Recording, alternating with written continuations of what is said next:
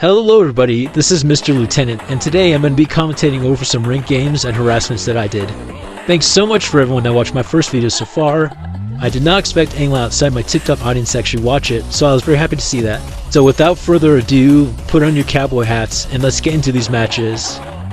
Howdy, so in this match it was Arms Factory and this was an S-Badge Ripper.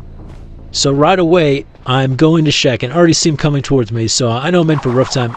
Usually with Rippers, I focus on transitional kitings and just being unpredictable without trying to get hit through walls. So here I'm waiting to see if he's willing to go around or if he's going to come through pallet. Ripper excels in pallet areas like these, so you can just throw the foggy when you throw it in pallets. So that's why I transition immediately to here. And I drop this key pallet here to waste some time to let me transition away back to Shaq where I can loot better. You'll see in just a moment what I'm talking about, but Rippers usually throw foggy blades when they think you're going to drop, so here I don't drop, I dodge it. And using my lasso over him, I get the speed boost which lets me dodge this hit and go into Shaq. I definitely could have made this fall, but I was too nervous of a terror shock, and I take my first hit here. So already ciphers are only around 30, so it's not looking too good, but trust I do a little bit of a rebound in here. With Ripper, the biggest thing is distance, and that's why Cowboy's a really good counter for him, because he's very good at transitional kiting. So I latched this pallet right away, and just help me get into this walled area away from him. I do know blink is up, so once again I'm creating distance. I'm dropping this pallet quickly. I assume he's going to blink here, but because he does not blink through his pallet, I know he's going to blink through this wall, so that's why I keep going straight and I don't go back in this pallet area. I know he's going to hit, so I use a one-tap lasso to go over him and get back to the pallet. Luckily, Knee-Jerk saved me with a quick ball and I did not get terror shocked. I drop this pallet again until we transition out and force him to break it.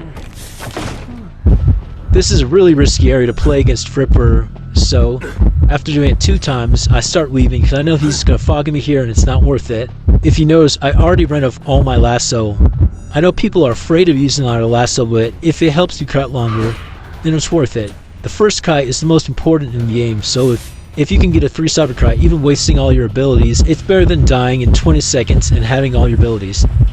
So here, once again, I know he doesn't have a foggy, so I should take that free drop, and I'm just looping around here. In a moment, you're going to see why support really matters, so I get this pallet stun, and let's go into Shaq.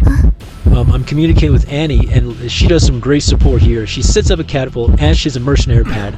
So I quickly dodge, because I know he's got a foggy, but I picked up that pad. So I pad over, and I run to that catapult.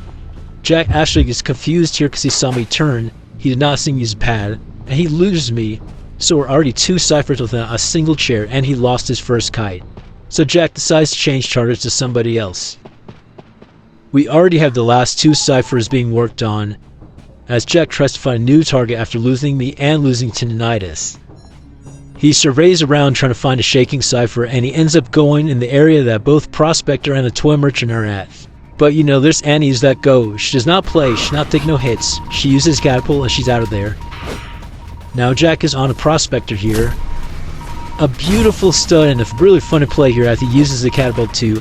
Jack is forced to break it because he got too much use out of it, and off he goes trying to find a new target. He goes over to Jose's shaking cipher over here, which I believe has around 60 or 70 progress. Both Prospector and the Jose are here, which is pretty funny. Jose's now kiting in the dead zone that I used earlier, but luckily Jack gets a little too eager with that foggy, does it too quickly.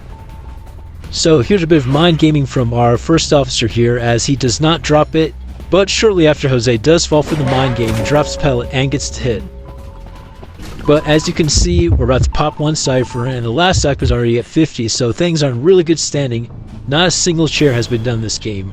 Seeing the situation, Jack changes to teleport and comes me, quickly came me down with that foggy through the window. Embarrassing. But that's alright, because the last cipher is already at 50%, so all my teammates need to do is rescue me.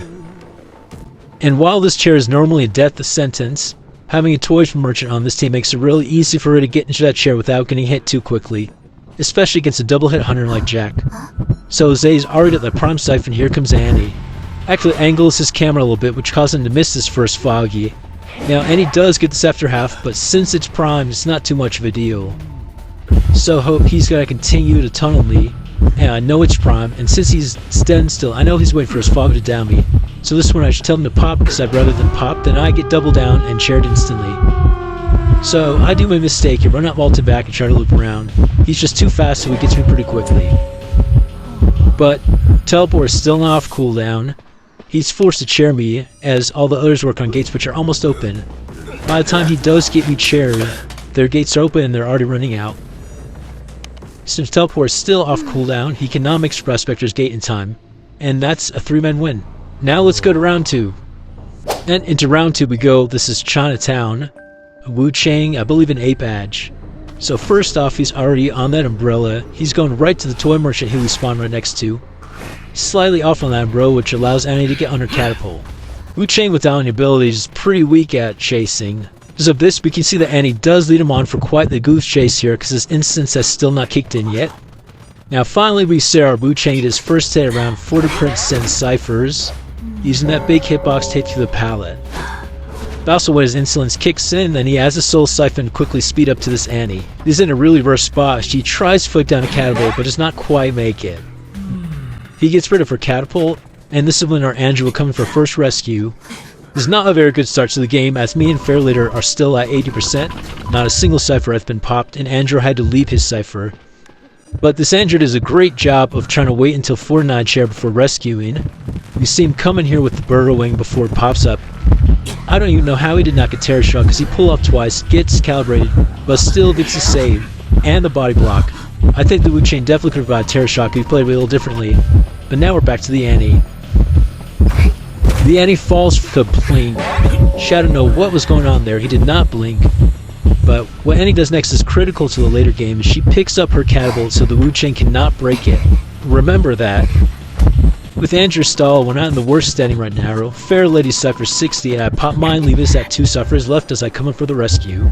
Try to stall a bit of time as I see this Wu Chang coming around the tree, so I should go around the opposite way as him, try and get to for that 98 chair before rescuing.